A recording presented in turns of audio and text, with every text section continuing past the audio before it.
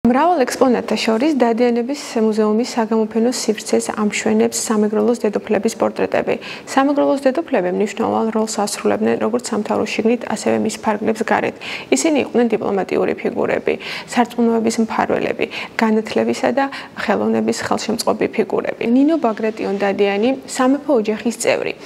ერეკლე მეორის შვილიშვილი და ქართლ-კახეთის უკანასკნელი მეფის გიორგი მე-12-ის ქალიშვილი, სამეგრელოს მთავრის გრიგოლ დადიანის მეუღლე, რომელიც მნიშვნელოვან როლს ასრულებდა სამთავრო საქმეების შესრულებაში და იგი იყო ენერგიული მმართველი. ერეკლე მეორის თურმე განსაკუთრებით უყვარდა შვილიშვილი ნინო და ცნობილია, რომ მას მზითვებში გამოატანეს კაბა, რომელსაც 1260 მარგალიტი ამშვენებდა. ასევე მას დიდი დამსახურება აქვს ლაქერნის ხატის ძვირფასი თვლების შემკობაში. ნინო ბაგრატიონ დადიანი გარკვეული წლები ცხოვრობდა სამშობლოსაგან შორს, მაგრამ დღეს იგი პორტრეტის სახით ჩვენთან არის. რამდენიმე წლის წინ საზღვარგარეთ ერთ-ერთ აუქციონზე დადიანების ერთ-ერთმა შთამომავალმა პრინცმა ვიქტორ დადიანმა პორტრეტი შეისყიდა და საზეიმო ვითარებაში 2010 წელს მუზეუმს საჩუქრად გადასცა. იმერელი თავადის ზურაბ წერეთლის ასული, მართა წერეთელი, სამეგრელოს დედოფალი, ლევან მე-5 დადიანის თანამეცხედრე და სამეგრელოს უკანასკნელი მმართველის დავით დადიანის დედა. პორტრეტი შეასრულა ფრანგმა მხატვარმა ემილ ფრანსუა დესენმა, რომელმაც აგრეთვე შეასრულა ოჯახის წევრთა პორტრეტები. მართა წერეთელი მოიხსენიება ერთ-ერთი ხატის წარწერაში, რომელიც დაცულია დადიანების მუზეუმში.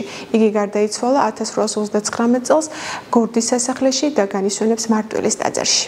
ეკატერინე ალექსანდრეს ასული ჭავჭავაძე, სამეგრელოს უკანასკნელი დედოფალი, დავით დადიანი, სამეგრელოს უკანასკნელი მმართველის მეუღლე, მისი სილამაზით, ნიჭიერებით, პოეზიისადმი სიყვარულით, არაერთი ადამიანი მოხიბლულა და არაერთი პოეტის შთაგონების წყარო ყოფილა.